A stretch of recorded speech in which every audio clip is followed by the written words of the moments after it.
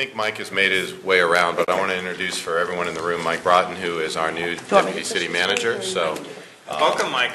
And yep, we are very pleased to have him here, and we'll have an opportunity as we go through the first part of the year for you guys to have some one-on-one time with him, and we'll get him oriented. And we've already thrown him in with both feet and no life preservers. So, and and Ed Tower is not here yet.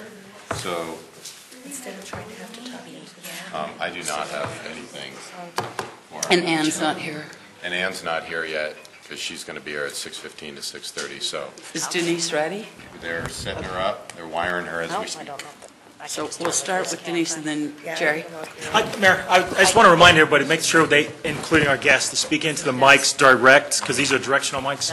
I know when I listen at home to different things, it's very aggravating to hear the different noises going up and down. So if you could, please. Will do. You're not a problem. Will do. Oh, that's the problem. Okay. Thank you. That was some fun. So I put that up a little bit higher. Maybe it is. Yep. So. You're ready. Okay, great. I touched them. I think I'll just read this. Okay. Thank you. All right. Ready? So I think you are on, wired, and good to go. Okay. Can you all hear me okay? So tonight, I want to thank you for allowing some time to consider the question, do you want a business license requirement? And I kind of like to keep something in mind that a business coach said once, nothing can be improved without measurements, and the more comprehensive the information, the more valuable the measurement. Staff does recommend that we adopt a business license for several reasons, but primarily because we need a simple and consistent way to collect confidential, usable data on the businesses in our community. Our definition, for the purposes of this, of a business is anyone engaged in commerce of any kind, whether from a home-based or a commercial location. So the question is simply this: do you want a system by which we can determine every business operating within our city? It's also a semantic issue. Now, we're not asking that things change dramatically from what we already do through the finance department. We're talking about one form that would provide certain information combined with the sales use tax application, so we're not complicating the situation, and we call it a business license. And I'll give you an example of why this is a problem. People call in and they say, I'm part of a legal firm. Do I need to get a business license with the City of Littleton? And most people say, well, we don't have a business license per se, but everyone is required to file an application for a sales use tax license. So on and on the explanation goes, and it creates more confusion for the business owner asking a simple question. Okay, not to belabor this, but I have been a business owner, and I can tell you that when you do thorough research and you plan properly, that you're aware of and easily able to comply with regulations at various levels of government. And you all know that have been in business. You know, you need a federal tax ID number. You register with the Secretary of State. The county expects us to submit a list of tangible assets for valuation and taxation. And this city right now actually wants us all to register with a sales use tax application. But enforcement can be challenging. And I was going to ask Doug if he could tell you a little bit about why the current system makes it hard to enforce it.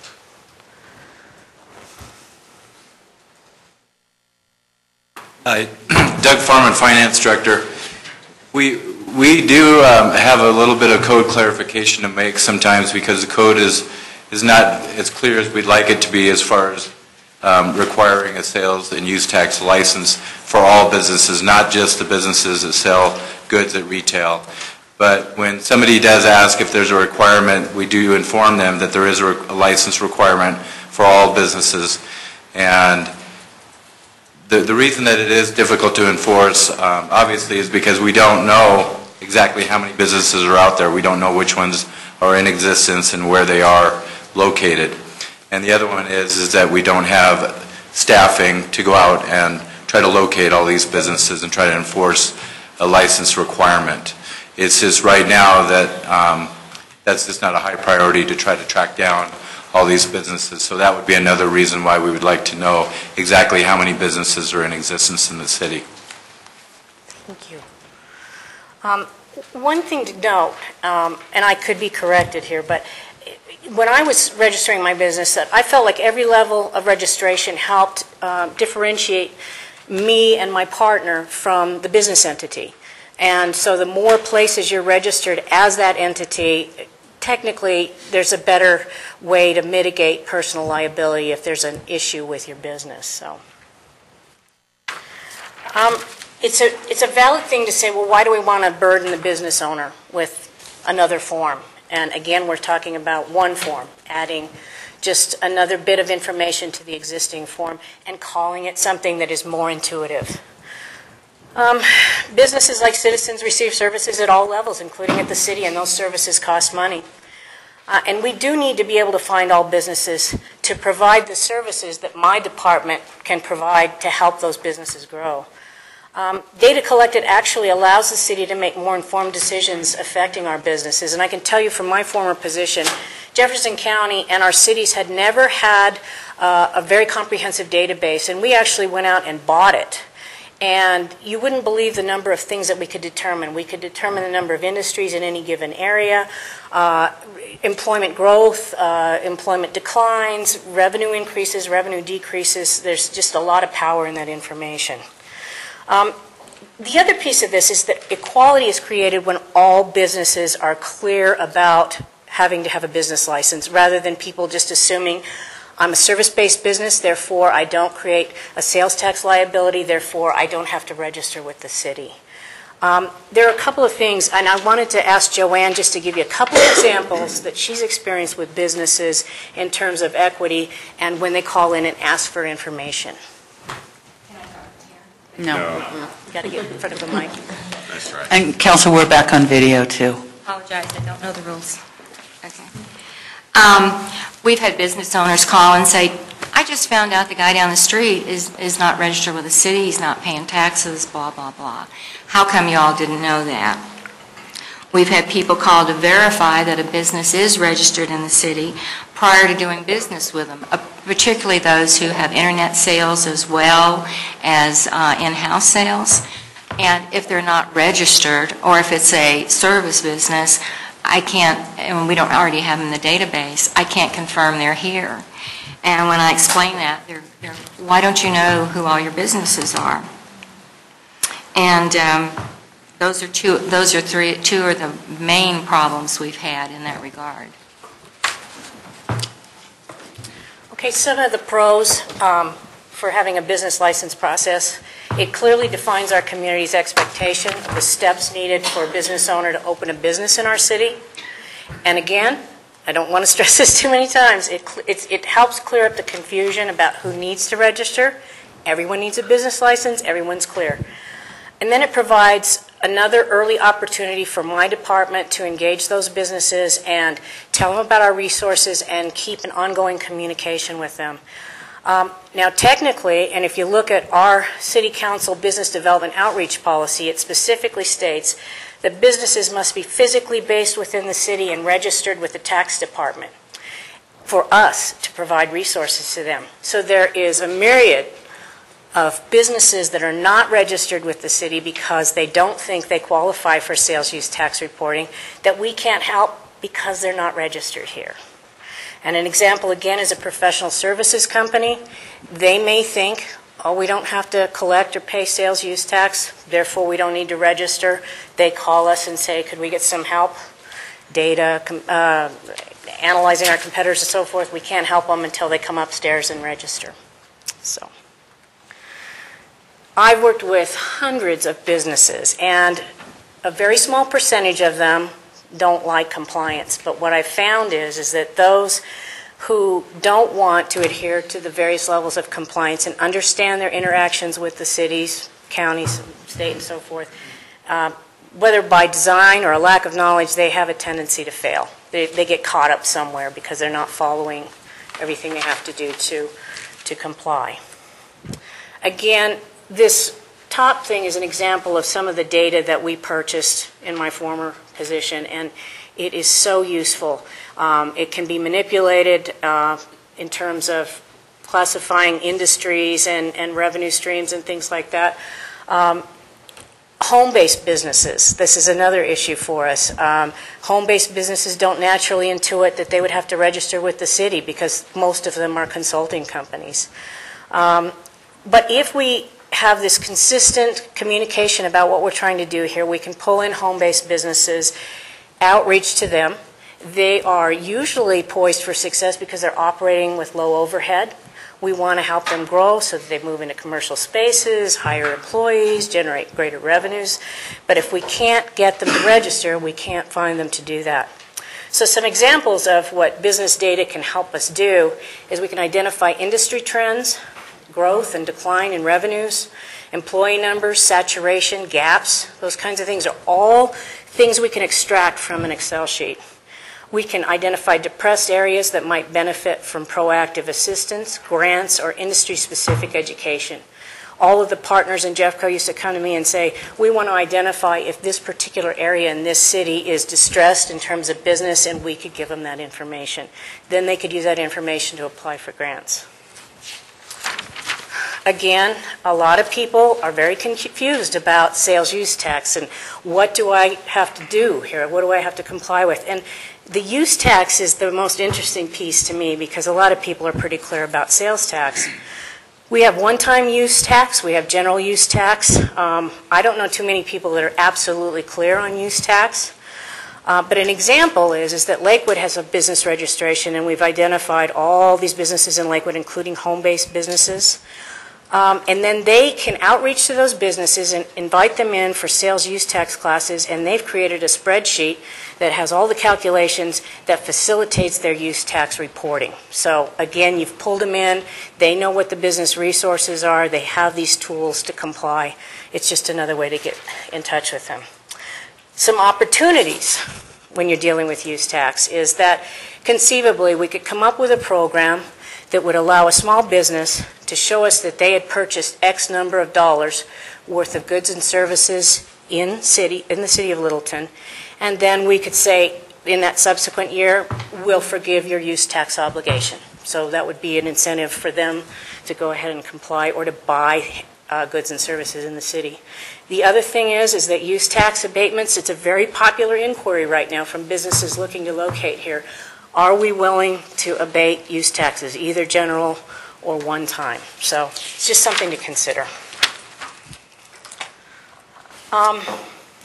Licensing is also a good way to automatically update our database. I mean, we can get the information from finance. We too can give our information back to finance. We can make comparisons, make sure that our information is consistent.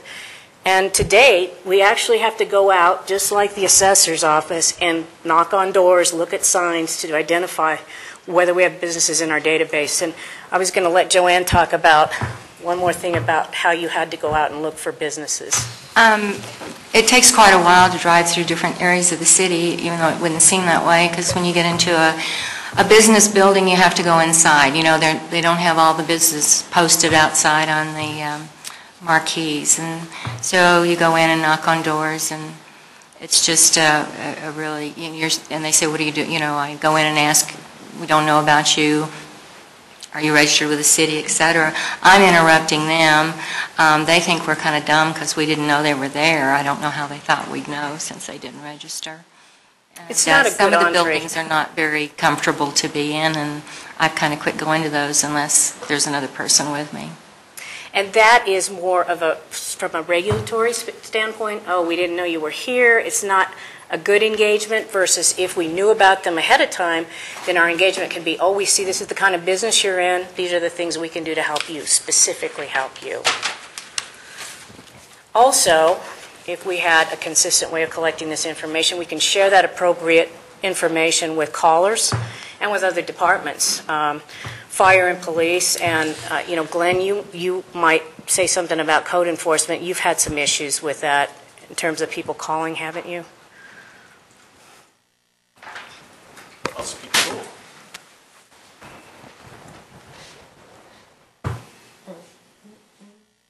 I can just talk here.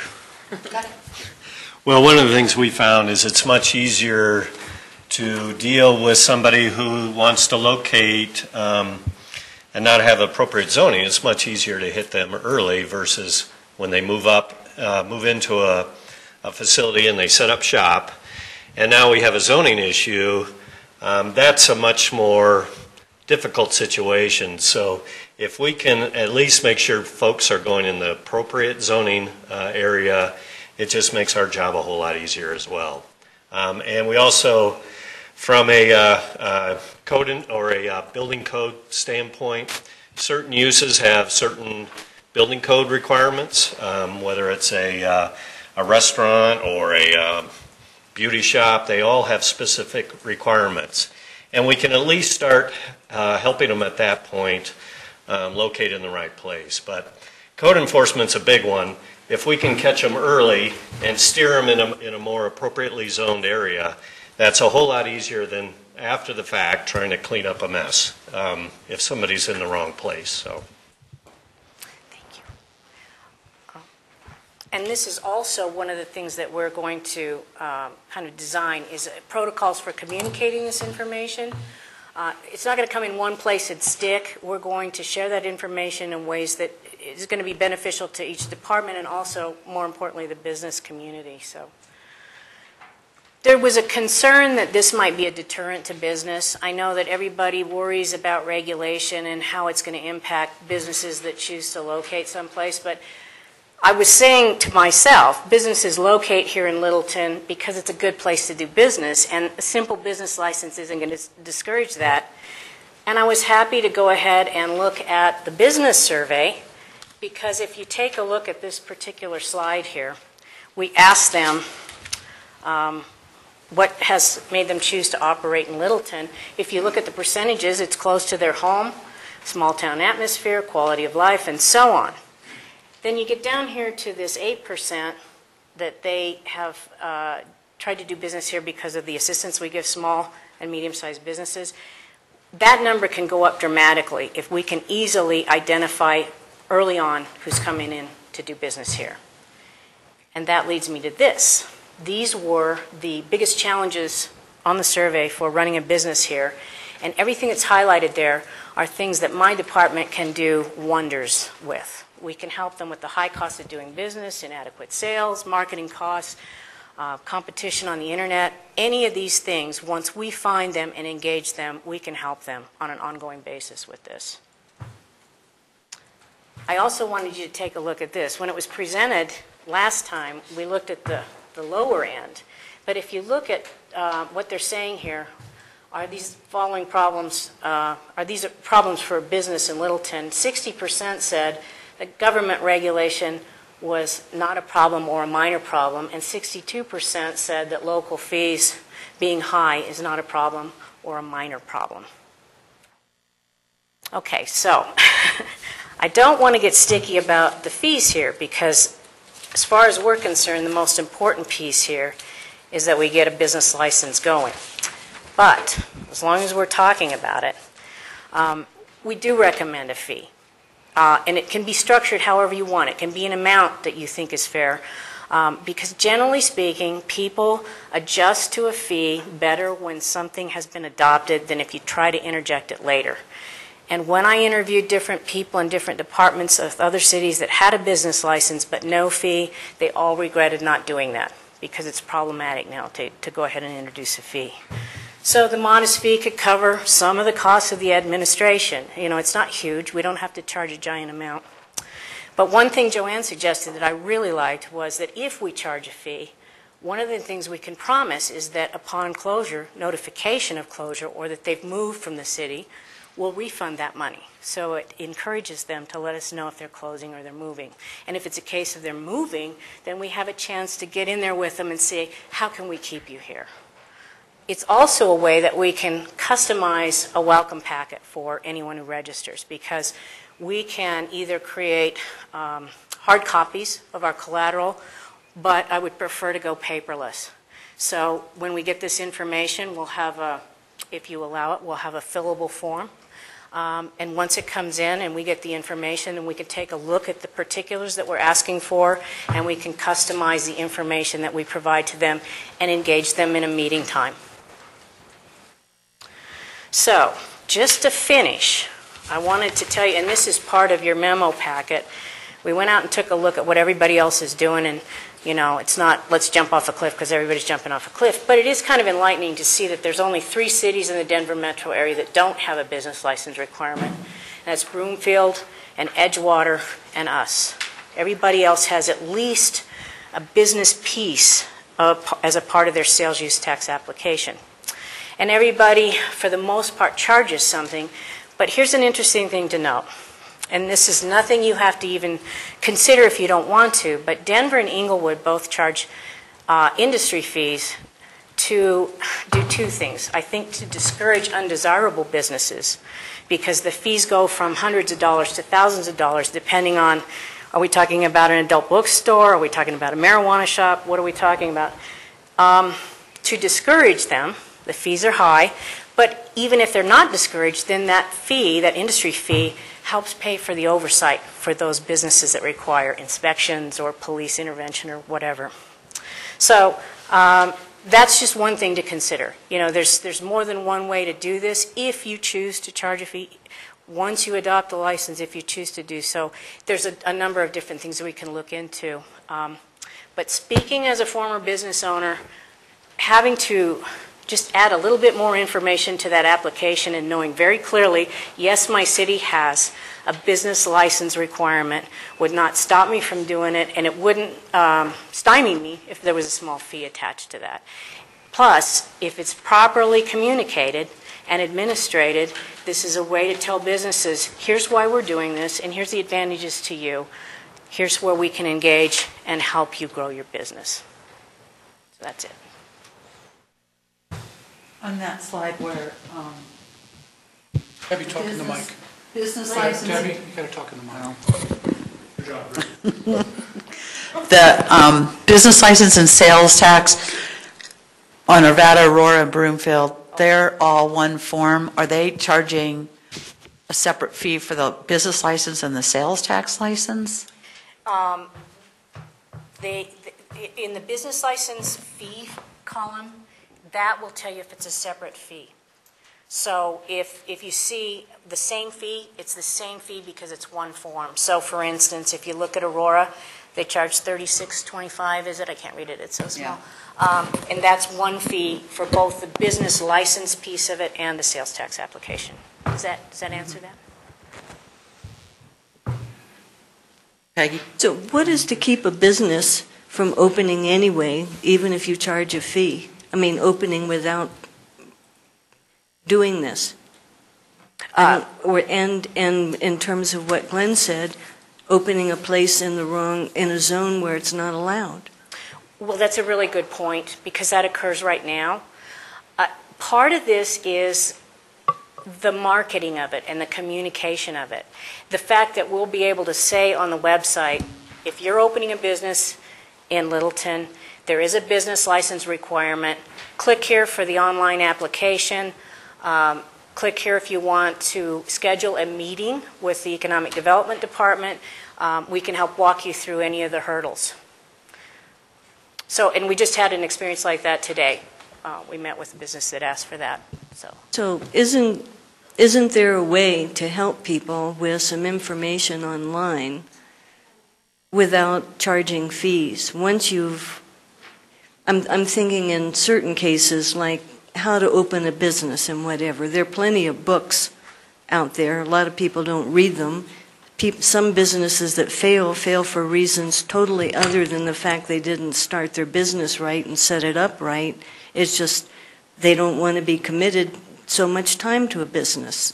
So, I mean, but there are tutorials that exist or that could be created and just posted online. There could be tutorials posted online walking people through things. So that's just one thing. Then if the state, I think this is what we saw, the state requires people to register, right? And the county requires something.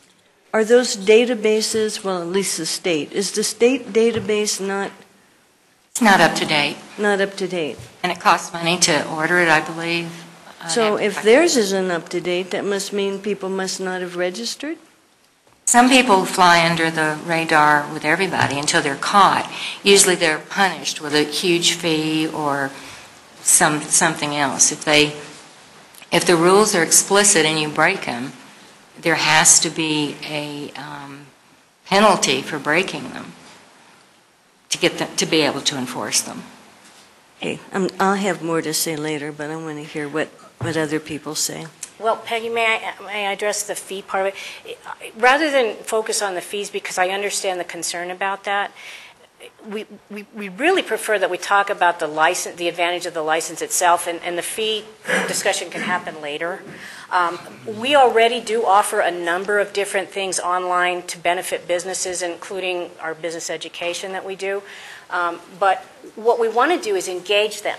We want to know when they start so that we can get in there and start giving them the kind of information that will give them more sure footing. And if we don't know that they've come in, short of tracking them down on foot, we can't engage them. So that's our primary reason. Our department wants to know everyone here so we can provide them information and meet with them and structure assistance that will help them. So that's our focus on it, if that makes sense. Bruce? I'm confused about one piece of this, and it would lead to a couple other questions I have.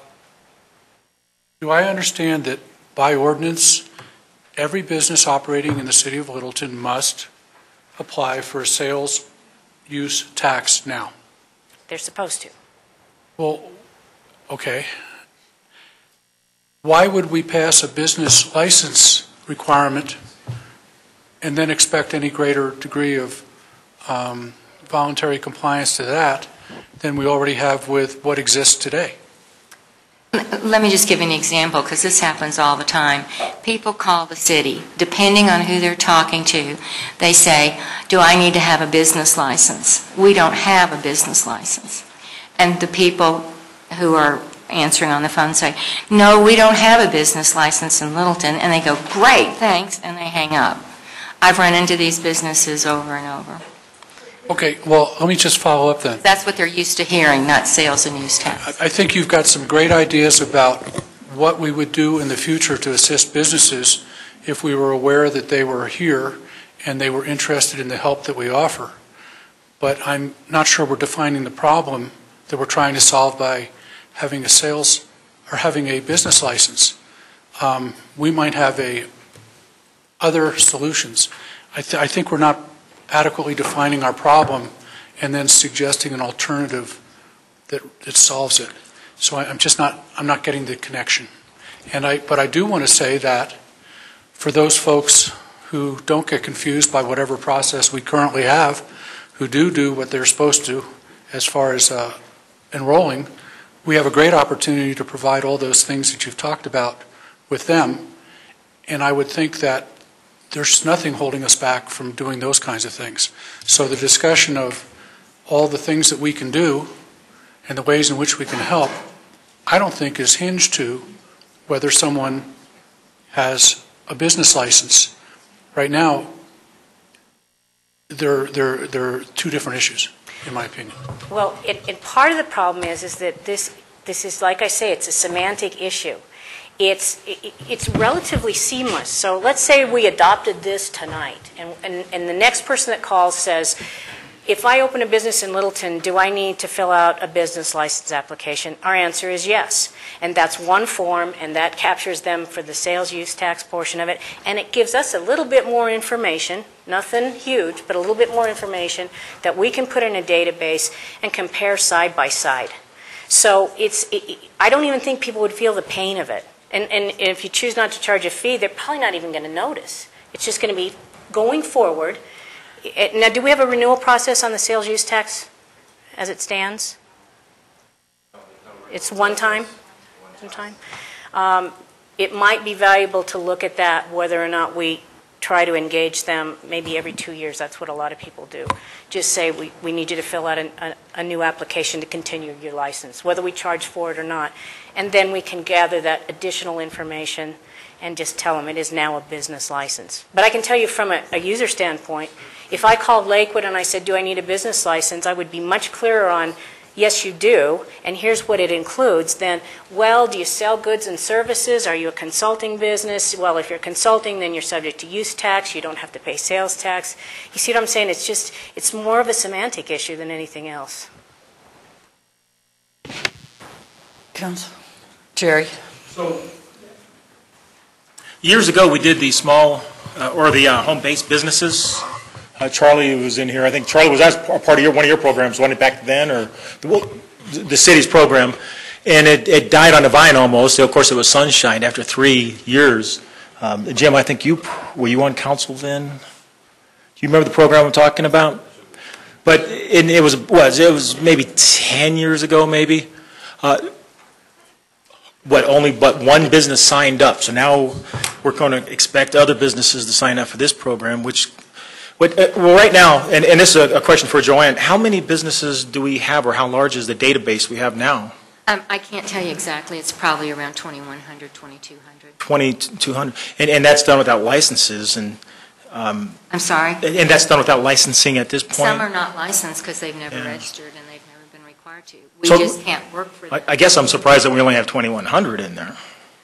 Correct. So, so far what I've heard, it's going to make it a lot easier for the city to do a lot of stuff. And I'm thinking that the city has been providing a lot of business information with Chris Gibbons and your folks for a long time and done a great job at it. But I don't see, we did so well then, why all of a sudden now? Why do we feel as though we need this now, other than making it easier for us to collect taxes? I mentioned that we've wanted this since I've been here, which has been 9 years. And nonetheless, we've operated without. We have, we cannot provide accurate information and reports to the state or the county because we can't give them accurate employee numbers. We can't give them accurate other data that they want. We can't give them the accuracy of that data. And I think as Councilman Cole had pointed out, that when she asked the question, that the state can't keep up with it, and probably Arapahoe County can't keep up it, but we're thinking we can keep up it, and we're going to help these businesses grow. I think if you're a business person, you're going to help your own business to grow. I just don't think we need the city to necessarily get out there and help us. Well, at this point, I'm just unconvinced. We have an awful lot of people that come to us and get competitive data analysis. They have their websites evaluated. We just got an email back today from one of our downtown businesses. Everything you brought up in the meeting today is going to be helpful to us.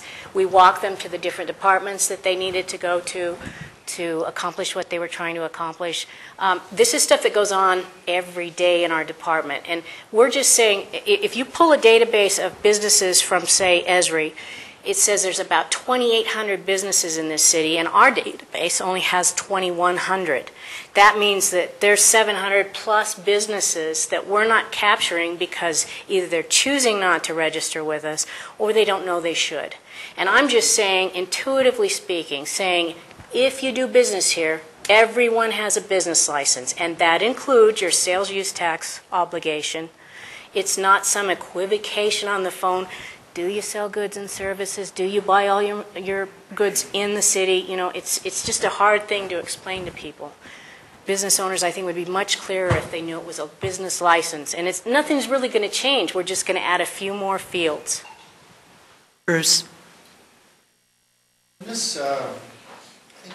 wasn't particularly enthusiastic about this when we first talked about it, but I think there's a context issue here, just maybe to play devil's advocate to some of the comments that have been made. It strikes me that if you tend to get a lot of people who are interested, if people broadly want to start a business and have an expectation that they need to register in the location that they're having the business in, it sounds as if, generally speaking, a lot of people, at least based on what Joanne said, I think this is probably fair, will at least make the call and say, do I have to register? So assuming the registration occurs, as a community, as a city, over half of our revenue base is sales tax revenue. And so in some respects, if this is a mechanism to help us collect sales tax that we're not collecting today, but theoretically should be entitled to collect based on the code, I kind of maybe view it as not so much an incremental fee that we're charging people or incremental bureaucratic oversight. I'm not going to say that you can't make that argument. I don't think it's an unfair argument to make. But, Someone just no, is it not? Yeah. Someone just texted me and said they can't hear you very well. Which is not necessarily. Could be different. Hi. I can start. I would be happy to start over.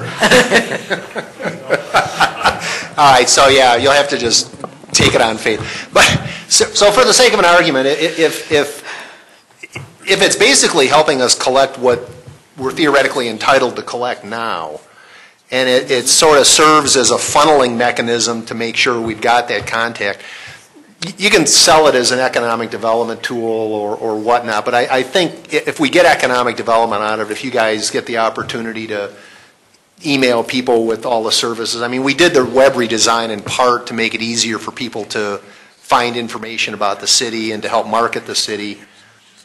I kind of think we're moving down those paths, and maybe I'm a little bit more sanguine. I'm not seeing it as much of an incremental layer as it is helping us focus on our lifeblood, which frankly is sales tax revenue and is likely to be so for an extended period of time. So that's like I said, it's more devil's advocates comments. I'm just throwing them out there for consideration.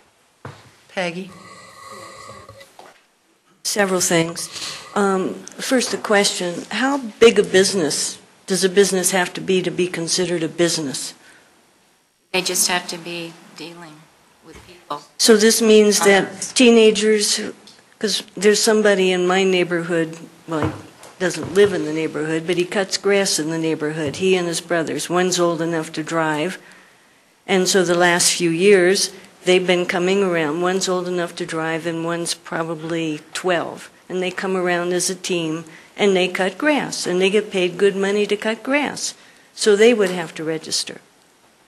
I suppose you'd have to check with Doug or the tax department, because I don't. But anyway, but there are also other things kids do to make money. I think Paul Bingham's granddaughter, I think, is quite a designer of cards. Is that right, Paul? Yes. Yeah. So I don't know how wealthy she is, but she's in K-12. So, but she's doing, I guess, quite nicely. So I'm just putting these out there on the table. In terms of what you said, Joanne, when somebody calls in, or one of you said, somebody calls and says, do I have to register? No, blam, they hang up. Well, easy enough to not answer that question until second. Say, everybody has to get a sales use tax. Everybody has to, but you do not have to register. I mean, they at least hear that. Now, so then more things. We do business. We're members of the South Metro Chamber. We're paying extra money this year for outreach to businesses, if I'm remembering correctly, through the chamber. Mm-mm. No? Different conversation, but keep going. Okay. But anyway, we're trying to get people involved. We have the Downtown Business Coalition. We have other groups. It seems to me that there are ways for the business community, one, to help each other, to say, hey, do you know about such and such? There are ways for us to help people with things, but I'm not supporting this kind of fee myself. So if code needs to be clarified so somebody can simply look on code and understand more clearly what they have to do, then we better clean up the code a bit.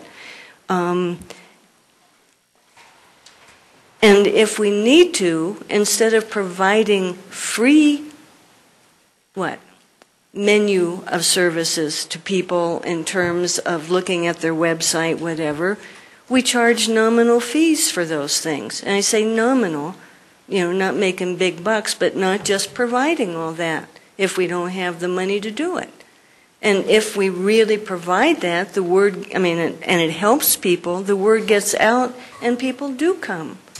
Anyway, I've got about 40 other things, but that's enough. Even if we took economic development out of the total, do, I really feel it's a bonus for the city to know. I've had police and dispatch people call me in the past and ask who the owner and what's the correct number for a building that has a problem, because there's a new person in there. Sorry. And that information hasn't. And that information hasn't been updated by the new owners because they never registered with the city.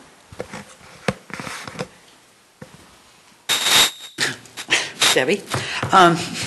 Nobody else had it.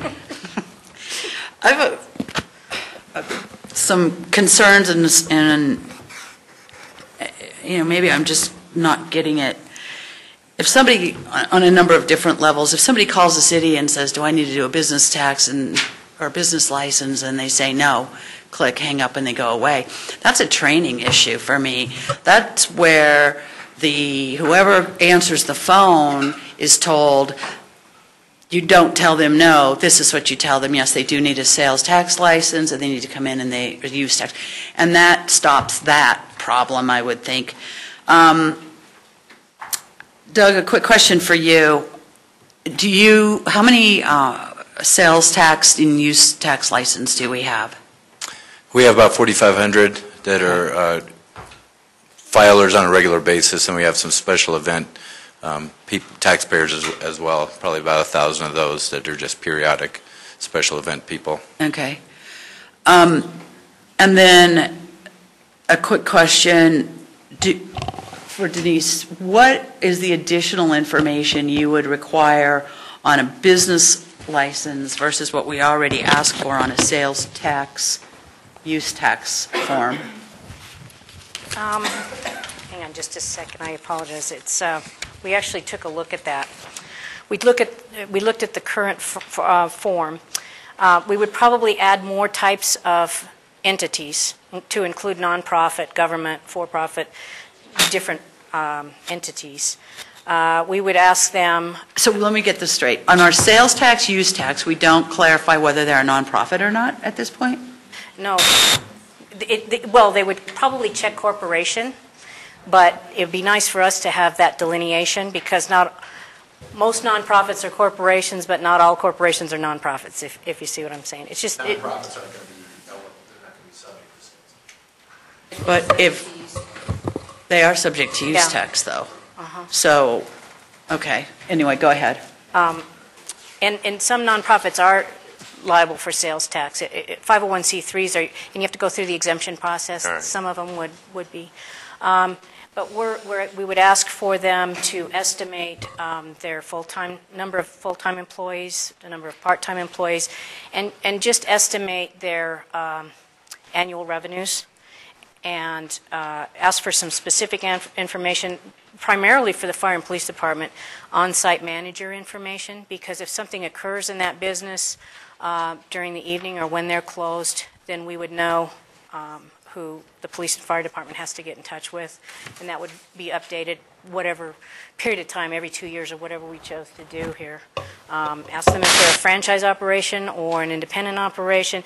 They're just little tiny bits of information that if you gave this to the people with these additional questions on it, they wouldn't notice any difference at all. It's just for data collection and analysis that we would ask those questions. Okay. A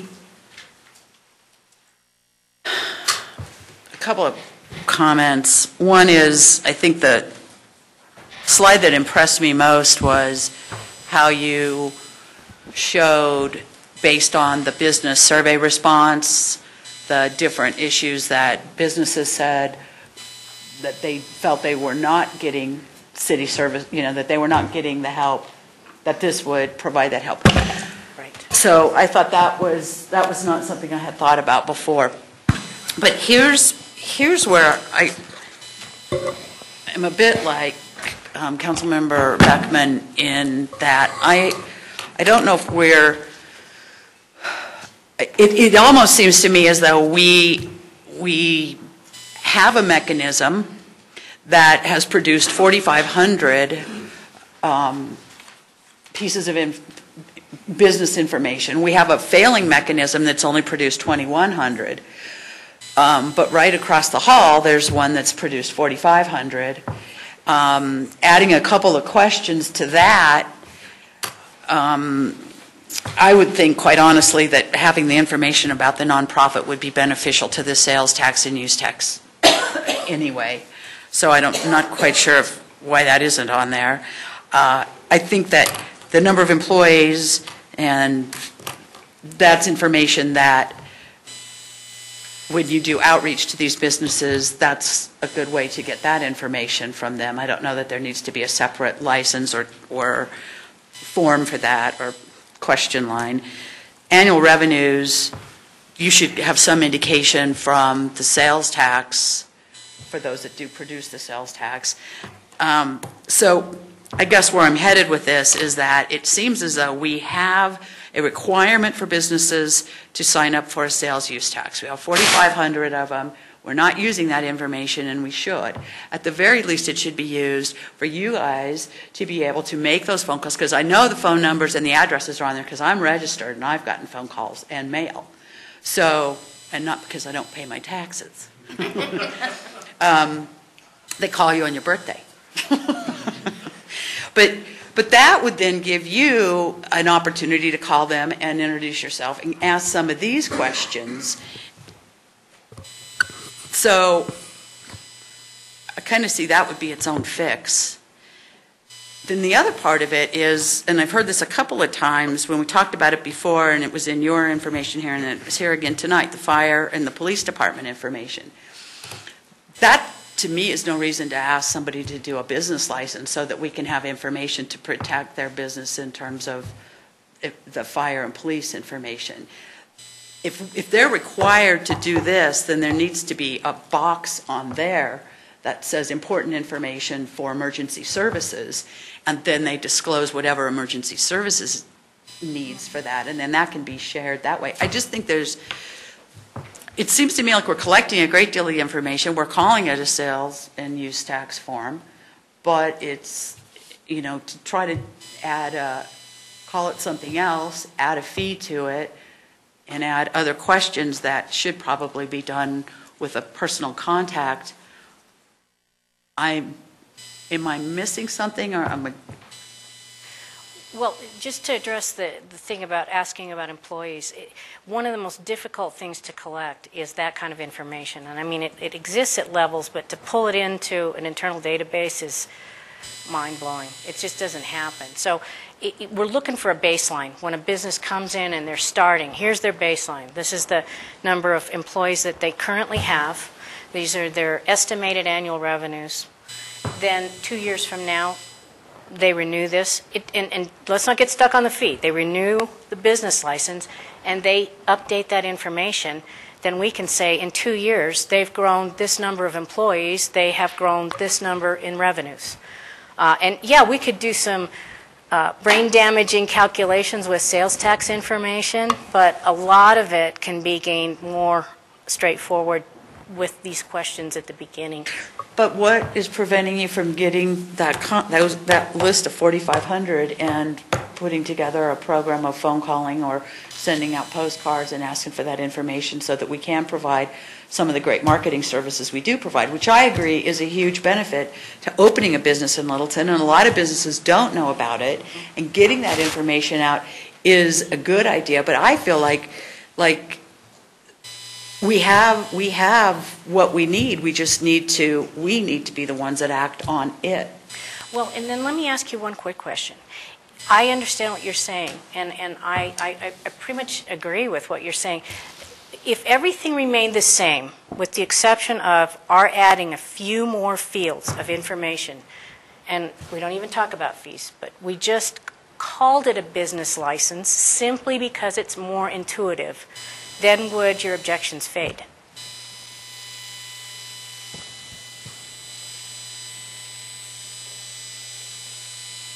Jim? See, that's what I think we should do. There are other cities that do a single form for a business license and sales tax license, and I think they should roll it into a single form. If every business in the city is required to have a sales tax and use tax license, add the questions you need to ask in order to get the information you want, and when they call in and say, do we have a business license, the answer is yes, and we'll send you the sales tax license, but it is one in the same form. To me, it's a simple solution. Bill? Yeah, just a couple questions on do we have information or did we tap into it? Lone Tree Greenwood Village and Centennial they attempted at surveying 100% of their businesses in the last year. And the question is where are the businesses on that, and what was the element of the value they're receiving from their local jurisdictions in that. Some of them charge a fee, like Lone Tree is out there with a minimal fee level being, I'll call $10 a minimal fee level, at least according to the chart. It's the lowest one on there. Where were the businesses in their perception that's there? So that's just a question because it's one of those things where they require it, and let's peel off some of that information. Following on with where Jim is, if we want to change the semantics, whether it's business license or business registration, we have a strong value proposition with folks. And we ought to encourage them to give us some information, and in exchange for that information, we have the opportunity to be in a position to help them, or at least offer some things to them, whether they choose for that help or not. I mean, it's always going to be a choice that they're going to have. But we offer some things that are good, but it gives us some of that information. There may be folks that are service-based, that are not in the sales tax arena, that may choose not to register with the license. I would ask some of the other cities, what do they do for compliance on that basis when they may not have, I know they don't have taxes on services as well. What do they see as their compliance level for some of those things? Because, I know there's some folks in Lone Tree that provide services that are not in sales tax. I have no idea whether they're registered with Lone Tree or not on a license basis. I'm kind of a data geek, and I think that from the economic development perspective, as much as we can help a business, one of the things that some businesses want to know before they relocate is, where do I go for my services? Where do I go for my products? Where are my suppliers? And that becomes a consideration around their location. And to the extent we can have an information about, here's the types of businesses, as well as we have demographic information on the city, here's the types of businesses that we have around that are located here, that are local, that you can network with, and Norm and Francesca can provide some benefit through the business coalition on. That's going to be a positive that adds to the value proposition. And if it's a matter of semantics to say, hey, it's a sales use license tax, then we worry about a fee level. I'm kind of at the level where I would like our value proposition to be such that folks want to do it, and are it's something that they're looking for. And if I'm a little bit mixed if they aren't going to be generating sales tax if we make it a requirement or not.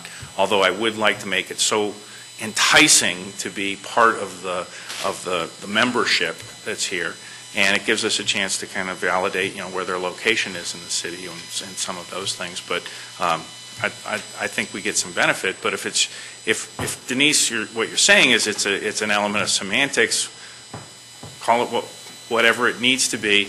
Have the training that occurs that wherever the information comes into the city center, it goes into the database and makes it that much richer. Good points. I appreciate that. And Phil, on that, if you're a service business, you still have to apply for the use tax. So you still, service businesses still have to get the same. Right. Because that's with mine. Jerry, did you have a question? No? Who? Bruce and then Bruce. Actually, I got a fresh one. Thanks. Yeah, I very much agree with what Jim said. And take it to the next step. I don't know if you guys you obviously haven't done it yet, but it would seem to me that what you'd want to do is have something on the new website that basically says business license, and then it immediately, and frankly, I think that would kill a lot of the phone calls. I mean, if it's easy to find on the website, presumably more people are going there anyway over time. And if you can drop the information you're requiring that we're all discussing here into the website as part of the process to make it seamless, then the business license, quote unquote, just becomes your single form that, one size fits all, sales tax, use tax, so forth and so on. And it's your passport to our services. Yeah. Yes. Bruce. Just to comment on emergency services, the police department tries to contact new businesses and fill out with that business owner a business card that is kept in dispatch. The owner knows that it's kept in dispatch, it's kept confidential, so when they put phone numbers and things like that on there, they can list themselves and someone else as many deep as they'd like to go. So that should be happening and being stored in dispatch. If there was a coordination effort, perhaps anybody coming new into the city should also, perhaps in their welcome packet, have a business card and with instructions to have a police officer come by and help them fill it out and find out a little bit about their business if there's some security issues. So, that's something that probably needs some improvement and could work through that system. But I wanted to mention, if we have people that are not complying with sales and use tax, what is our mechanism to ensure 100% compliance in the city? We don't have a mechanism right now. It is prohibited not to have a sales and use tax license. But again, it's semantics. People think if I'm not generating sales and use tax, then I don't need a license. That's the way the code is written. Sure, we could change the code and make it business or make a different definition. But how is that going to compel a service-oriented business to come in and become licensed? Even if they owe use tax, they probably don't understand the subject. But unless you charge a fee, how are you going to compel them to come in and add that information to our database? We think there's a big benefit. We think that we can offer the economic development sides of it, and there's a lot of advantages. We can offer them the welcome packet, show them the value that they're going to be receiving for their $25. I think the businesses would be more than supportive of that. Plus, it's the education part of it, too. They don't understand the whole use tax side of it. If they do install equipment and are using it in the city, they owe use tax on that equipment. So are those that are not complying with city sales and use tax requirements, are they not also complying then with the state? Or is there another level of compliance that? There could be. There could be. Exactly. I think that's a part. State and county is one filing, city is another. That's what I thought, and so if we have a problem, we probably need to address it in another format here of non-compliance to our sales and use tax. But right now, unless they owe sales and use tax and we find out, there's no way to compel them to get a license. Okay, unless there's anything else, I think we should move along. Okay, thank you, Denise. One comment in response to what Doug just said. Instead of charging a fee for the license itself, if you go with a sales use business license, all combination, if you don't have one of those and you get caught, then there'd be a quite severe penalty. Instead of charging a fee up front to get one, which we don't do now, if you don't have one, then there'd be a penalty because you didn't get it. That could be another option, yes. I think at this point, Council, if you agree, I'd like to see you come back with the suggested form that I'd like to see the current sales use form and then what your revised one would look like. Council? To gather the same information, essentially? Yeah, Just- you bet. Well, And I would add to that crystallization of that value proposition, and what's there, to be in a position to make it compelling on whether we decide on a penalty or a fee or anything like that. I would like that value proposition to be so compelling that folks want to register. Well, and we can put that on the form, and we can definitely do that on the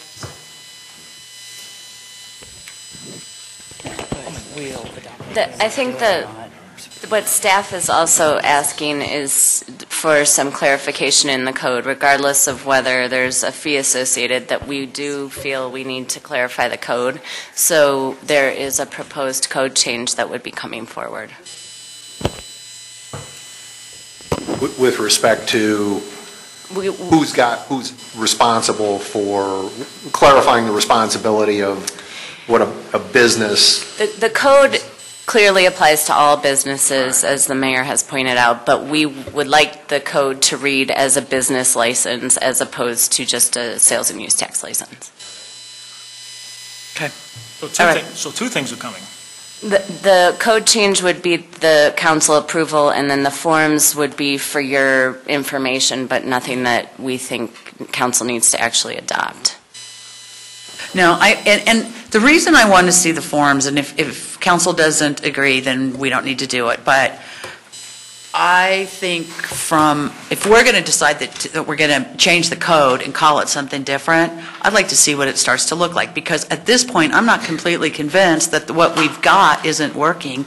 We're just not using it properly for what we want. And if the whole issue is we're going to change the name and we're going to add 2 questions, that's fine, but I want to see what that looks like too. Bruce, and then we got to wrap. Yeah, and I guess the thing I forgot to ask was, we've talked in a lot of generalities about reaching out, but it would be helpful when you bring it back to have some specificity with respect to who owns this within the staff, what the plan of communication is, who's going to do the follow-up. I don't want to use the word metrics per se, but if we're going to get this information, then how it gets disseminated internally and externally, somebody's got to own that. And depending on who owns it and how they're communicating, it'd be interesting to get a sense of what that really looks like to see if it's practical. Got it. Okay. Okay, council, it appears as though Ed Tower is No-show. He's a no-show. I'm not sure if he'll be here later or not, but at this point, we're going to go back up to item B on the agenda, urban renewal. I'd combine those 2 words. Urban renewal districts and ID presentation, and Ann Ricker is here. Ann? Yes, thank you. And I hope it is urban renewal, because if it's herbal, I'm absolutely not qualified. Urban renewal really fast. It does, I know. So thank you very much. I've got kind of a 4-part presentation, and then I'll quickly tell you about myself, but I'd rather talk about this. But what I was going to cover tonight, and I would encourage you guys to interrupt me if you want to. Of course, I'll answer any questions at the end, but if you want me to stop, please have me do that. This is like, I could do this in my sleep. I do so much of this, and I kind of get on a roll, so slow me down if you need to. So the 4 parts I thought I would cover were really the basics of urban renewal, and again, I know there's some of you here that have been through that in this community, or maybe another one, but so I'll kind of do a cursory overview. Also, Michael asked me to just spend a little bit of time on the difference between different district types. I think one of my biggest frustrations, I'm a real estate economist and a community strategist, and I've owned my practice will be we will have been 20 years old next month. And one of my biggest frustrations when I go into work with communities is that they think they've already identified. It was a little bit like the discussion you were just having. It's in this instance, they feel like the tool has been identified before they've built up to what do we want to accomplish, and then marry a tool with whatever your issue is, and that it happens all the time. So I just want to kind of briefly cover some of that. And then a couple years ago, we took it upon ourselves, our firm, to begin what's an every other year essentially tied to assessors' reassessment of the economic impact of urban renewal throughout the state of Colorado. And I'm going to share just some brief findings of that. And it's really the 2010 survey, because we're now in the throes of updating for 2012, because as many of you may know, August was a reassessment year. So we're just gathering all that information from everybody. And then I was going to conclude with some case study images from throughout the state. We've got some before and after pictures, and some that are just projects you'll recognize, and I'll share anecdotes, and if I'm going too long, just cut me off, because it's like my favorite subject. So principal and owner of Ricker Cunningham, my first career was in the real estate division of an international accounting firm, so I worked in Denver and Los Angeles and got to do all kinds of big corporate real estate. And 20 years ago, decided that I really wanted to focus my practice working in infill and redevelopment areas. You know, fringe development, greenfield development, they don't really need our expertise as much. And we felt that where we were more comfortable was working with communities and bridging that gap between the public and private sector, trying to get projects to move forward. Our timing was perfect, if you think about it, because we started in the beginning of '93, and the previous 5 years I had spent shutting down banks around the country. Within, you know, so it was the last lending crisis. So then that was really the advent of public-private partnerships in a significant way in this country, because the public sector had the money and the private sector had the knowledge. So we definitely used that skill a lot, especially in the last few years. So that's a little bit about us. The next two slides really cover kind of the urban renewal process, were you to create a plan. I know you all have an authority in place, so I haven't really started there. Were you to need that, there's a petition process, and obviously council makes the decision to start. But with the authority, which, oh, yes, ma'am. Are you going to provide a copy of this? Yes. Yeah, in fact, there's some back there. You should have one. Yeah. And I also emailed the PowerPoint to Michael, and you can use it as you would like. So, yeah, absolutely. With that, and I think it's really important, and I'm going to say this up front, and not every slide has a lot of words. I'll do more talking, and you can read as you would like, but there's kind of three levels, geographies, kind of that you have to keep in mind. There's the Urban Renewal Authority, and that's the body. And whether you have two options in Colorado, that can be your city council, or it can be an appointed board of the mayor and essentially city council. We did an update to a survey recently in the state to find out how many of the ones that exist are council boards versus appointed boards. It's fascinating. It's exactly 50-50. There are 42 active urban renewal authorities in the state of Colorado. There are 50 urban renewal authorities, but active ones 42, and it's exactly 21-21 in terms of council board versus appointed board. And in the last few years, of the communities that have appointed boards, 3, and I think another one for this year, have set up advisory groups. So the idea is that because you serve as council, you don't necessarily deal with real estate and redevelopment and some of those unique issues that urban renewal has to do with. So they've set up these advisory boards, knowing that council will always ultimately make the decision. And they're made up of lenders and architects and urban designers and business owners, and they review projects that might come to you first and then make a recommendation. So that's been kind of a growing phenomenon. So you have your authority, and then you have the ability to set up urban renewal plans, and you can have multiple plans throughout your municipal boundaries. Colorado Springs, for instance, has, I think we're up to 12. Pueblo, I think, has 9. Denver, I can't remember how many they have. Aurora has several. So you can have numerous urban renewal plans. The plan lives in perpetuity, but what has the 25-year life is the TIF, the tax increment financing provision within the plan. That's the thing that only lives 25 years. And that's why so many plans in just the last few years have met their 25-year life, but they've re-upped. So Pearl Street Mall in Boulder hit its 25 years, they ended. But Thornton, Central Thornton, hit their 25 years. They redefined the boundaries, included some of the old and some of the new, and now they're going to go another 25 years. So it's just important to remember those geographies. Yes?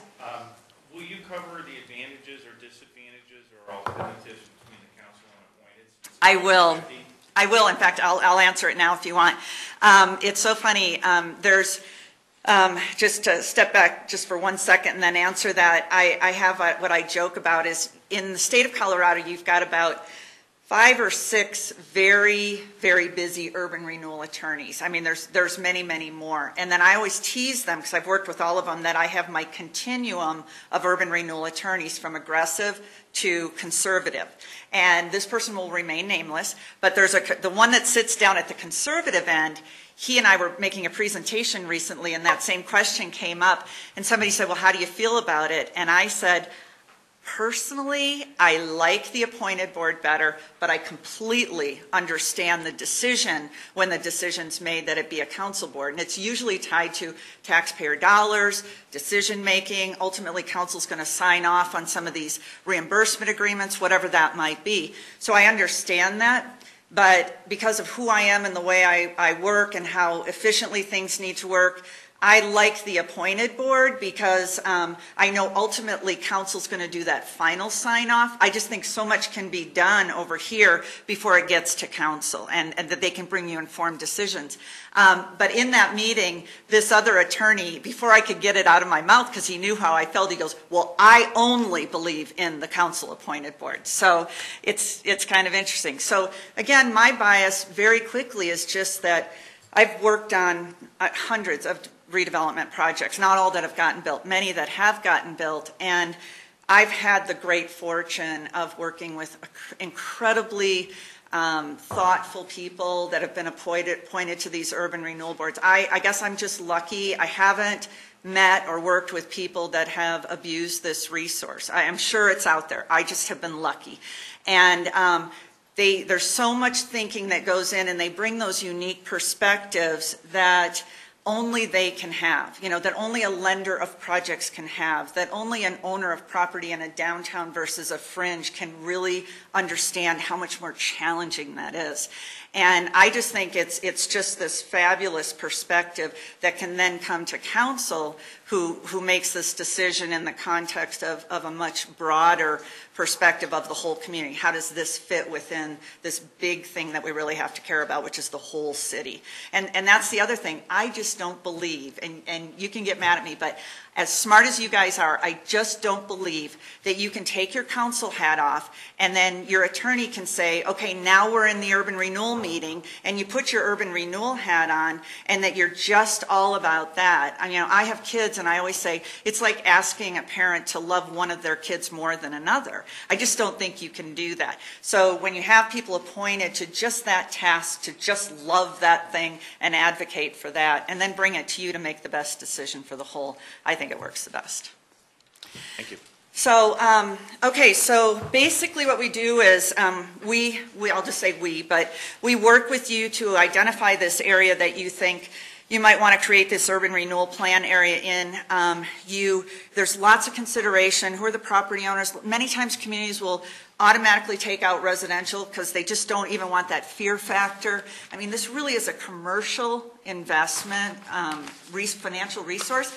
Really has nothing to do with residential in a significant way. It's not like residents could come to you and ask for some sort of assistance, mixed use for sure.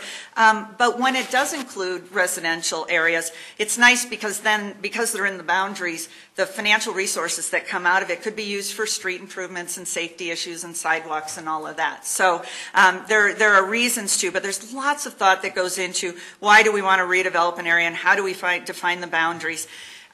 We then go forward, we work with you, we notify all the property owners within the area, and there's an important distinction here. At the end of the process, when we go to public hearing, at that point we're required by statute to notify both property owners and tenants. At the beginning of the process, when it's just the survey, we're only required to notify the property owners. It's interesting because I've been doing this for about 17 years, and until, I don't know, I'm thinking it's like 5, 6 years ago, we didn't have to notify the property owners at that early onset of the survey. And some communities did say, I don't want to get anybody riled up, let's just go out, let's do the survey, then we'll do education and let everybody know. Somewhere along the line, somebody said, why do that? You're going to involve them anyway, they're going to be more scared if they don't know. And the decisions legislatively were made that, no, you're going to notify everybody up front. I like it better. I think it's much, much smarter to let everybody know what you're doing. We go out, we do field work, we work with city staff, we research databases, we're looking for all kinds of conditions that meet the 11 required factors, qualifying factors within the statute. And then what we do is we prepare what's called a condition survey. We used to call it a blight study. I'll be perfectly honest. People hate the word blight. I hate it. We started calling it a condition survey. It's a lot friendlier, but basically it's the same thing. And at the first meeting, I always apologize. I hate blight, the word, as much as you do. I'm sorry. We have to use it. Then we bring it to you, council, through the Urban Renewal Authority, and you don't adopt the blight study or condition survey. You either accept, if I was your consultant, you would either accept my findings and make that finding, you would accept what I'm recommending, or not. And if you don't, then the process stops there, because you have to find blight. You have to say, yes, this area qualifies before you can even move forward with the urban renewal plan. Assuming you say, okay, we get it. We go forth, we say, what did we learn from the survey? Do we want to keep the plan boundaries exactly the same as the survey conditions area boundaries? One thing I often tell my clients is, you know, if you're going to go out and look at conditions in an area, don't be too narrow. It's this delicate dance you walk, because you're going to have to notify everybody, right? So you don't want to get them scared unnecessarily, but at the same time, I've seen the reports that we do be used in cities' future CIP plans, future neighborhood plans. You know, it's good information you can use outside of the urban renewal process, but you have to balance that with that outreach. Then we conduct a series of, it's up to you, there's no required education, there's no required interface with different property owners, but we like to marry both an education process of what are you going to do with your property and how does it match with existing city documents and what's the market reality for this. I'll tell you that there's many urban renewal plans that have been done that there was nobody with at least our perspective that was involved, and they developed these plans. And in the old days, they used to develop these plans that were so detailed that they were detrimental to the property owners. And the reason is, if we put it in the plan, you got to do it. 25 years, we have just locked you down in terms of what you need to do. So today, we write these plans a lot more general. You know, again, it's a dance, specific enough to say this is what we need to accomplish in the area, but general enough that if you own a property in that area and that TIF's going to last 25 years, that's 2.5 real estate cycles. You do not want us telling you what you have to do. And it was never intended to be a regulating document. It's a financial document. So we are much broader, but we do state what our objectives are. So we prepare the urban renewal plan. We've got this healthy dose of market reality, knowing that 25 years, boy, you know, it gets pretty crystal ball after a while. And then we have to prepare the impact report. So there's 3 legs of the stool, statutorily: condition survey, urban renewal plan, impact report. Now, currently the statute says that you only have to prepare an impact report, and that's the potential impact to services of the county where your property is located, but you're required to notify the school district.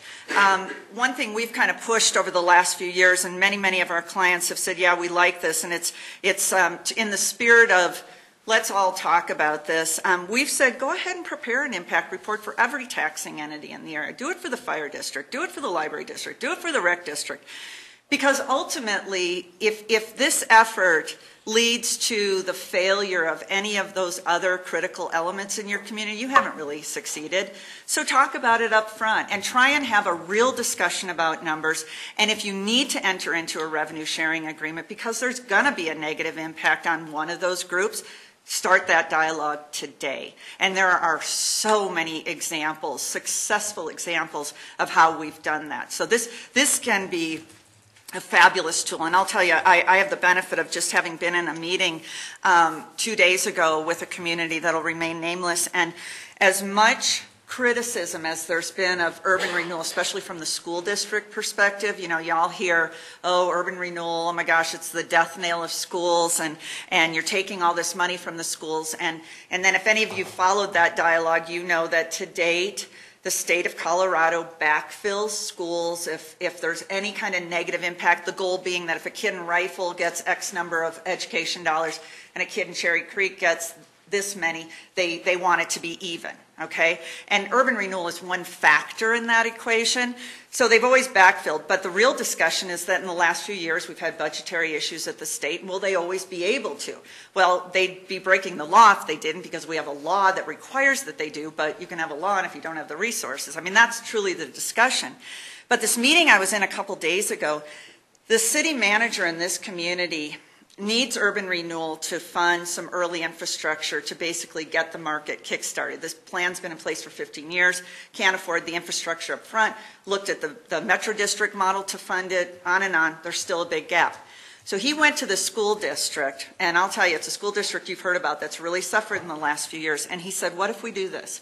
What if we create an urban renewal area, and the first phase is retail, and we just need it to get the infrastructure in.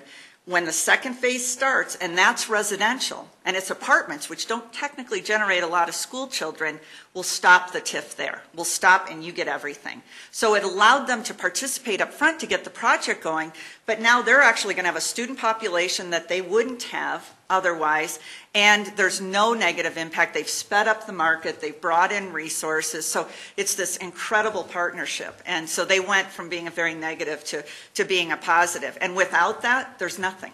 I mean, there's no revenue for the schools. So beautiful examples. I think that should be the goal. Yes, sir. So, and if I'm following you correctly, there's a condition survey that's needed, and that's given to council for acceptance. Yep. Right? And then there's an urban renewal plan as well as impact analysis. Yes. Okay. Now, in your notes, if I was following correctly, the urban renewal plan is sent to council for adoption. Yes. Okay. What happens to the impact analysis? It goes, okay, so there's this magic thing that happens, and this is like the bane of my existence, and it's called 30 days before the public hearing.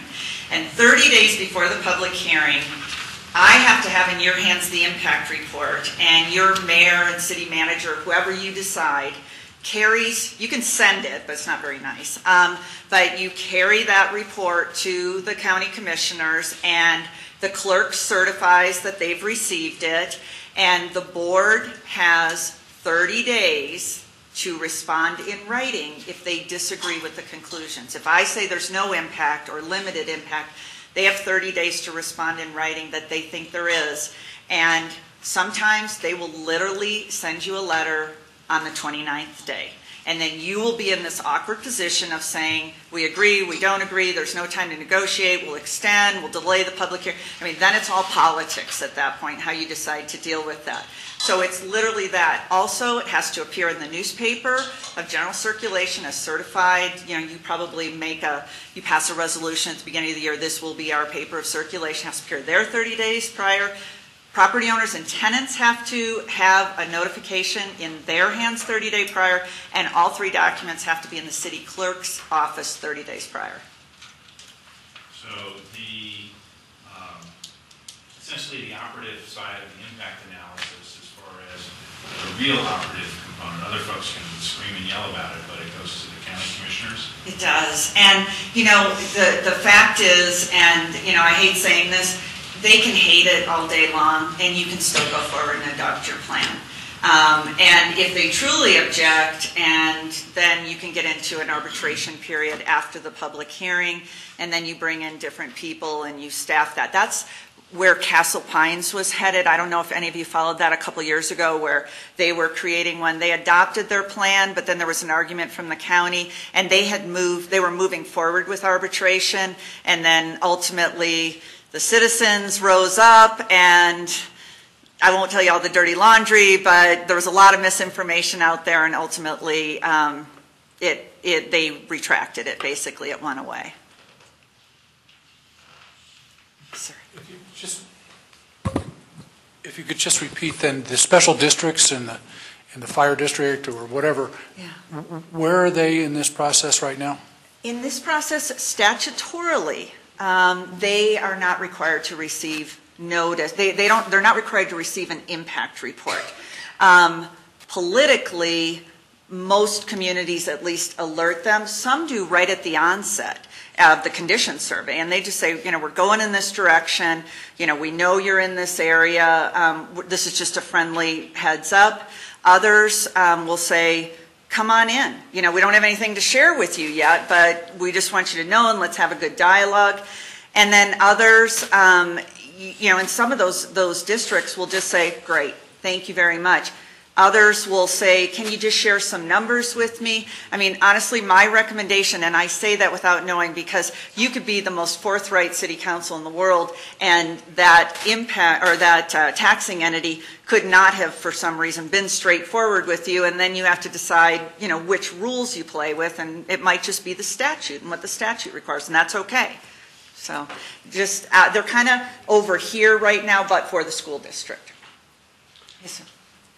Sort of a, I guess, a baseline question, or stepping back a little bit. We're talking here about tax increment financing, and I know it's within the context of the Urban Renewal Authority. What is the implication of Tabor on this issue? In particular, the city never de-tabored, so whereas other cities may have, and their councils can impose taxes. Theoretically, well, not theoretically, we can't impose a tax without going for a vote. Does that also... Nobody can, Bruce. Just for clarity, you shouldn't. De-Brucing has nothing to do with taxation. Right. On it all right, well, fair, all right. No, I understand.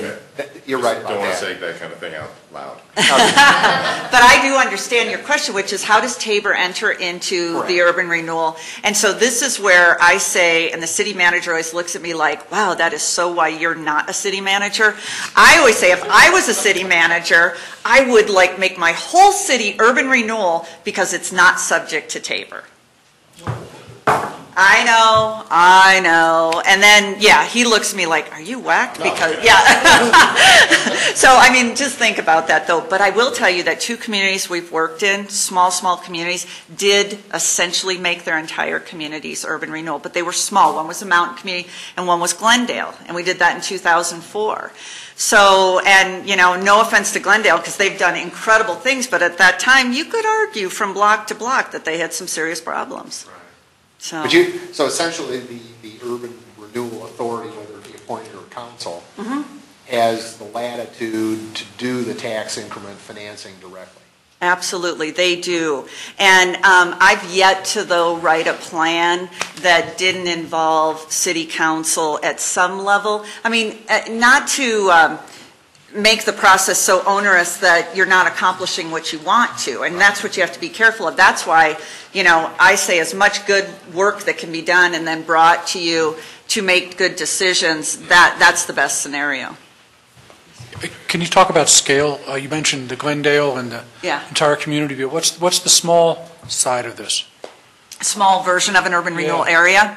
Actually, I've got a map that'll show you from our survey, but the smallest urban renewal area in the state is in Denver, and it's a block downtown. Okay, it's 1 square block. The largest is Stapleton, and I think that's several thousand, tens of thousands of acres. So, how many? 4,000. There you go, 4,000. Tens wasn't right, 4,000. Although I think the number we used was bigger, because Northfield and then south too? Okay. So, what's interesting is, and you'll see it on the map, is in some ways you can get caught up in the acreage number. And in fact, I was in a community last fall where one of the council people who actually serves on the Urban Renewal Board said, I'm really worried that our whole city is becoming an urban renewal area. And I said, well, how would you define that? Because if it's acreage, that's one thing. But if the area where you have it is not densely populated, then that's not really a fair equation, so you have to be careful. And then actually when we showed her the map, it was very little. What we found in our survey, which I think was fascinating, was the communities that created these and the size of the plans, it's very equal almost on a per capita basis citywide, and the relationship of the areas that they created relative. So if you're in Lamar, they didn't create one that was so huge that it was disproportionate to the size of the community. They've actually followed a fairly reasonable and consistent pattern. I don't know that anybody ever sliced and diced it that way. We happen to, and we're like, wow, that's real consistent. So just to jump in, the survey again is kind of a product of going out and looking at properties, doing work with your city staff and other sources, and working with public officials. We talked about defining the boundaries. These are some of the things you consider. The statute says you're supposed to define the area as narrowly as possible, but nobody ever finishes that sentence. The rest of the statute says to make it an effective area. So what happens, and this happened in, I'm telling you my two horror stories now. Here's my second one. So it was up in Windsor years ago when that one was retracted, and the issue was Windsor had this downtown area that had really blighted downtown buildings. Nothing was sprinklered. They weren't even structurally sound. So if you think about where you're going to spend your resources, this is, if something went up in smoke or failed or something, this is where it was going to happen. Well, because that was where all the problems were, anybody who owns a downtown business knows that you can only generate so much revenue. So when we did our analysis, we said for the cost of what we have to fix, this area will never generate enough revenue. So being a real estate economist, I said, we have to look at this like a portfolio of assets, right? So we started to define the boundaries. We needed to pick up areas on either end of downtown that would generate more revenue, that would allow us to fix the problems in kind of our core area, which was our downtown area. Well, this is what got the fire district going, because they said, well, if you're looking at a Walmart going there, that was going to happen anyway. Maybe in here, but not necessarily here, because this was a really interior area, but that became the debate for them. But the authority would have been remiss to define the area so narrowly that they could never solve their problem. Don't bother then. So, that's me and my idyllic world, is that we really try and hone in on what do we need to fix here and how big does the area need to be to fix it. And in my mind, it doesn't need to be bigger than that, but do that analysis up front. So these are some of the considerations. Here are the 11 factors, and and yes, that is K5. And I always say, somebody told me once why they did that. I have no idea why it's A through J, and then K has to have a number after it. But aside from that little distraction, the one thing I usually say on the 11 factors is, if I get asked one question the most, it's when is the city going to come and condemn my property? I know that's why you're doing urban renewal, and I get that fear, and then we address that pretty quickly. But the second thing is, how do you find blight on vacant land? I always say, look at the statute. If you look at those 11 factors, there are only 3 that even mention a building. There's only 3 of 11. But having said that, all of those 11 factors create extraordinary costs for redevelopment. If you have significant topography issues and you have to bring in fill, you have created a disproportionate expense on a site that in no way makes it as equal to a property that's flat and green on the fringe of your community. If you have environmental cleanup, if you have ownership that's so layered and fractured and you can't even get in touch with the guy in California who's one of the owners, that's a problem. That's going to create a delay in redevelopment. So they're all incredibly legitimate. But this explains how you can find blight on vacant land. Vacant land can still create barriers to reinvestment. And then on how much blight is enough, I think that the thing I would just highlight for you here is, again, you could have an urban renewal area, let's say, that had 100 parcels, and there could be 30 that have no factors of blight present on them at all, and that's okay. Because what the statute says is you just have to have 4 of the 11 present somewhere within the area, 5 if you knowingly intend to use eminent domain at the onset of the creation of the plan. I've yet to work with a community that says, we're doing this so we can use eminent domain. I just haven't worked with anybody like that. However, I think it's good to have that higher threshold. I think we should all live by the highest thresholds that are created. So 4 somewhere within the area, 5 if you knowingly intend, or if you set that bar for yourself, but 1 if it's a voluntary district. And I've worked on voluntary districts where we've had 30 properties and 45 owners, and everybody said, yeah, we're all over it, you still only have to find one factor because it's a voluntary district, okay? This is just a map that I always bring back after we do the condition survey. It's what I call a totals map. Now, we've kind of developed our own methodology because there's very little direction, but this comes from, I think I've done over 60 of these now in 5 states, so we've got a pretty good system. But what we do here is, if I was to come back to you guys after a condition survey, so orange is 5 and red is 6, one of the things you might consider after getting the survey is, well, now what do we want to do with this information? Is this still the area that we want the urban renewal plan boundary to be, or is it something less? So one thing you might do is look at, well, where's all the red? You know, where are our heaviest concentrations of blighting factors? Now, you might then go to white or green, which unto themselves wouldn't have enough factors, but as part of the area they do. And you might say, wow, there's hardly anything there, but if we don't have that frontage along 120th and we need to get over to the parcel on Washington, we might be remiss in eliminating that. So it's just a consideration, but I feel like you should know these are your big issue areas. Okay, so this is just a sample. Content of the plan, I'll go through this quickly. It's very general in nature. That's where I said where you do this dance.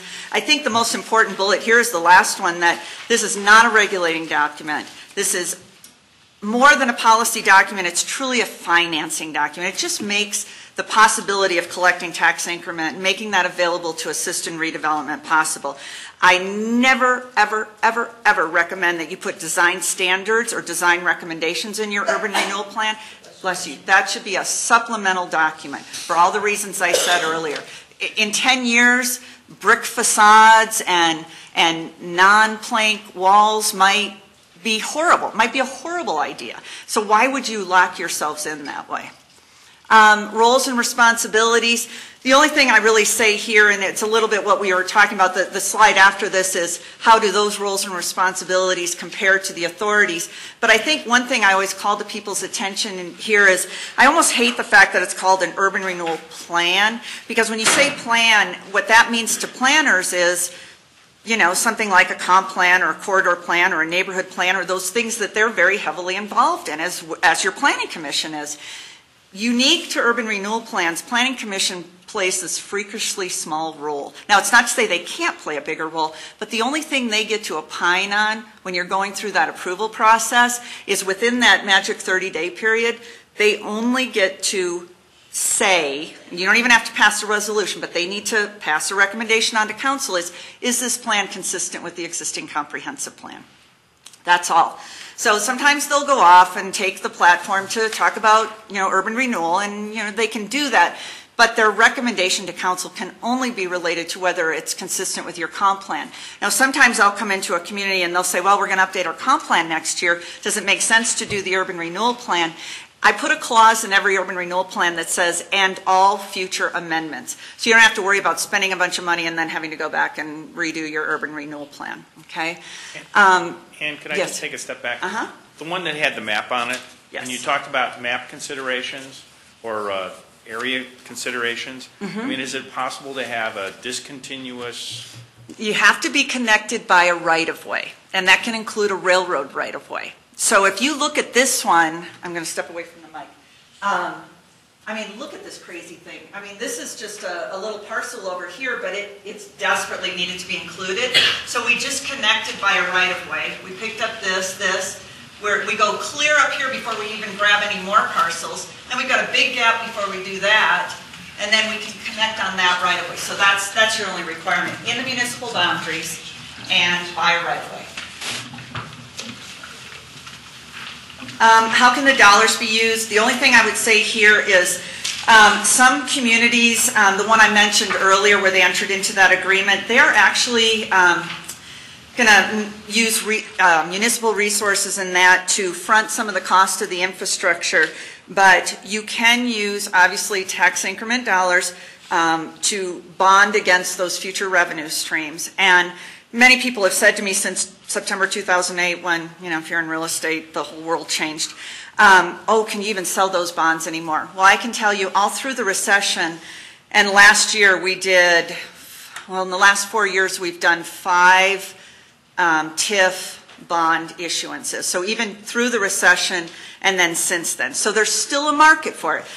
The terms aren't as favorable, they're riskier, the underwriting has changed. It used to be that a bond underwriter would come in behind us and they would bond for about 2/3 of what we projected the revenue to be, and now it's about 60-40, and that's kind of the nature of the business. So if I say 30,000 is the potential, or 30 million, I'm sorry, is the potential for this area, 60% of that they might be willing to bond against at less favorable terms, but hey, these projects needed that to get off the ground. So those kind of nuances have changed. But so there's still a market for those bonds. The other thing is that you as City Council should know is that if an urban renewal authority issues bonds, it doesn't have to be done with the credit backup of the city. Now, I always say that, but again, I get to live in my world, which is not City Council. So you could elect, if it failed for whatever reason, which at 60-40, I can't imagine it would. But let's say it did. You wouldn't have to necessarily step in, but some communities have. And the most obvious example is in Englewood, where the old mall used to be, and now they have the transit station. They did. And that's the reason that a Walmart anchors that transit-oriented development station, because there was so much debt that something like a Walmart was the only thing that could help the city kind of make up what they had lost and then move forward. So, not necessarily Walmart, but a big TIF generator like that. So that kind of explains some of it. Sort of, I guess, a general question. You mentioned Thornton. I don't know if that map was Thornton. I think that one was North Glen. North Glen, okay. Mm-hmm. Both Thornton and North Glen, large areas of the community set up as part of urban renewal areas. And I'm familiar with Fort Collins, which is also doing specifically the Foothills Mall, which is and it's actually bigger than that. The area is College Boulevard, but mainly oriented towards redeveloping the mall. The Fort Collins deal has a developer that came in attendant to, I think, the urban renewal area being set up. My sense of Thornton and maybe North Glen, based on what you saw out there, was I know what you're saying, yeah. They broadly said, we're going to do this. Right. I suppose with the anticipation of enticing developers to come in. So which way works better? Yeah, so what we did, and this is a big thing you'll have to consider. In fact, something we were talking about right before this meeting started. And if I say nothing more and you say you've talked too long, leave, I need to say this. What North Glen did, and there's a lot of history if you followed the paper about the relationship with the county and the assessor and all that, so I'll just put that over here. But you're absolutely right. What they did was they said, we need to kind of clean up all of our existing plans and we need to start a new day. We just got that plan adopted end of December, I can't remember. But we didn't start our TIF provision, okay?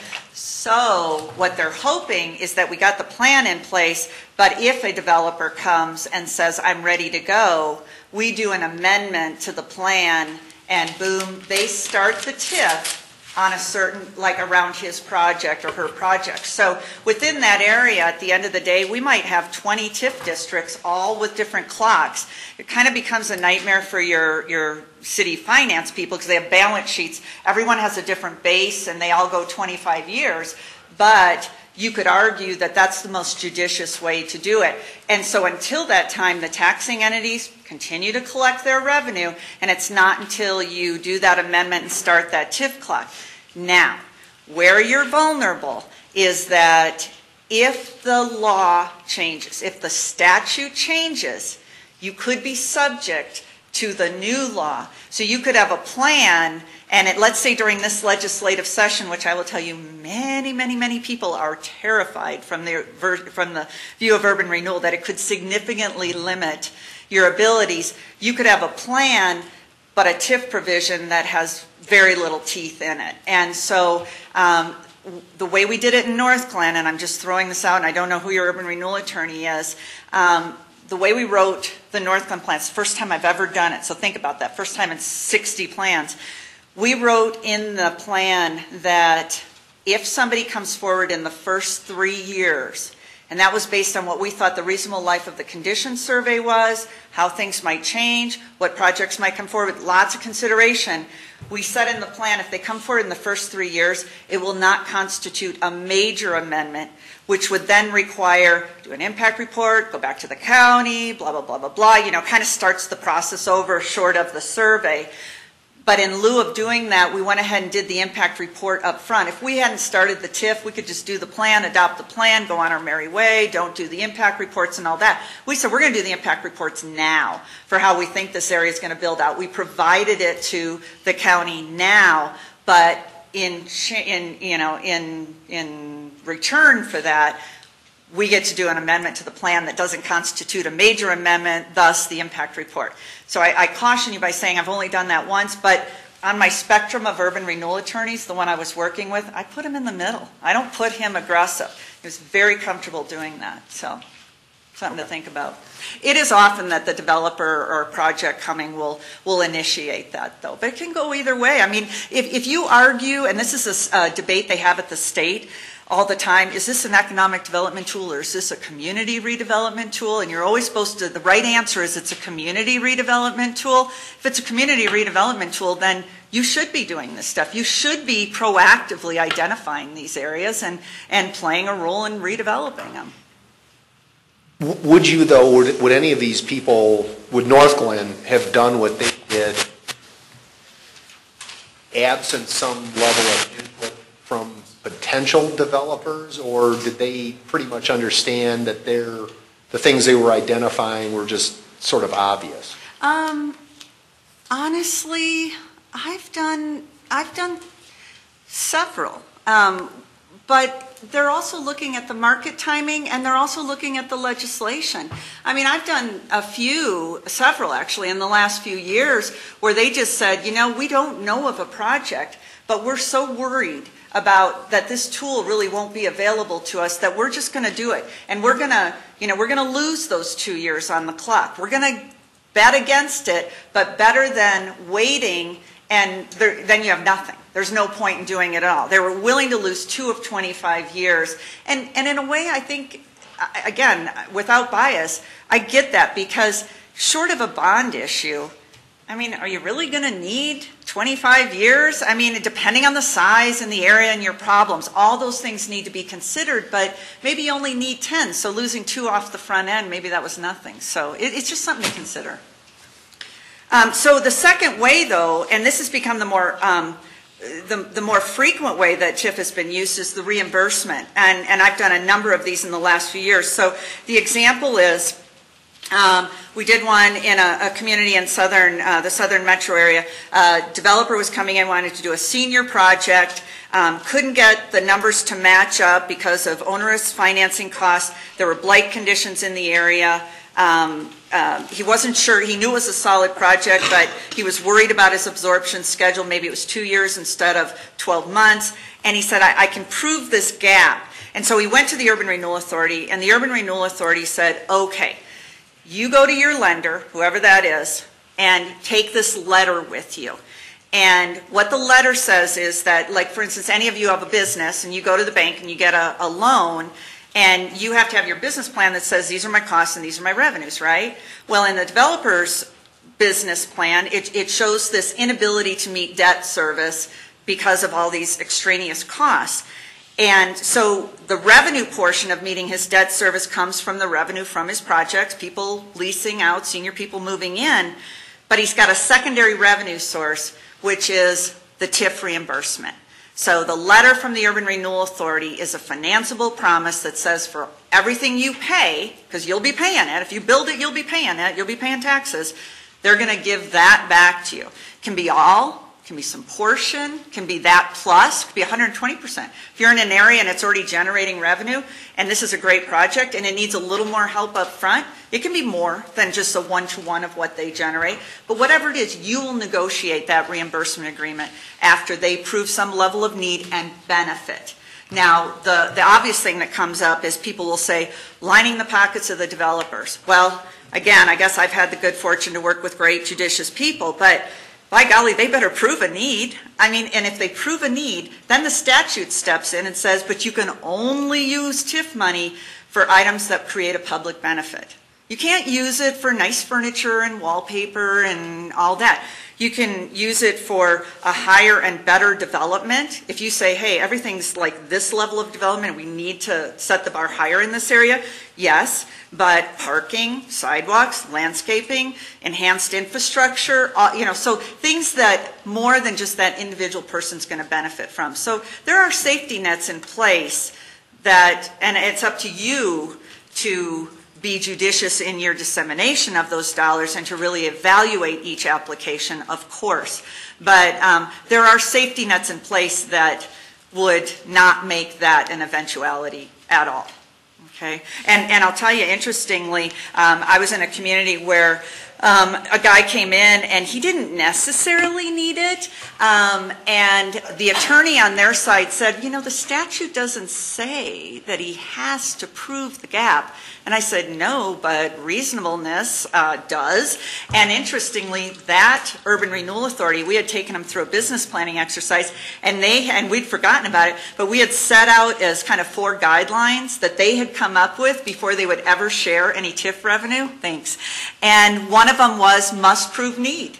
So the statute didn't say it, but they set their own threshold. And it was great. So they could point back to that and say, no, come on, guys. TIF was never intended to be the first and last gap tool. It was one. It was one of many. So this is just a graph that just shows you that very complicated formula of TIF. But I want to point this out. So let's say you guys entered into creating an urban renewal plan, and let's say on April 15th, let's just say, you adopted that plan with a TIF provision. And this reflects the property tax TIF, not necessarily the sales tax TIF. On April 15th, think of that as the corner of your graph. That's your base year. And so if you started the TIF clock and you've got these taxing entities in there, you see how the red line steps up? That's super important because we often talk about the base being frozen, and then I think people hear that and they say, oh my gosh, the fire district 25 years from now is going to be getting exactly what they got 25 years earlier. Well, that would be terrible, of course. So there's a general reassessment of the whole area every other year. Well, let's say I develop a property within your urban renewal area, and I went from having a really terrible building to now one that's worth $3 million, and I'm generating all this tax revenue. But you have property right next to me, and you don't spend a dime on yours. Well, yours is going to be worth more, right? Because you're next to mine now, right? You don't get any of that. Now, I will say some assessors, and it's crazy that there's one book, and every assessor does it slightly differently, but I've had some assessors say, well, we'll share in that increase due to proximity, 30%, 70%. I mean, it's been crazy negotiable. Others say, no, absolutely not. TIF is TIF, has to be new investment, and others, depending on the area and relationships and all this stuff. So that difference there technically goes to them through the general reassessment. The only thing you get is if I invested in my property, that green line reflects the me's in the area that invested. So if the area on April 15th was generating $100,000 in revenue, and I invest, and my neighbor invests, and on and on,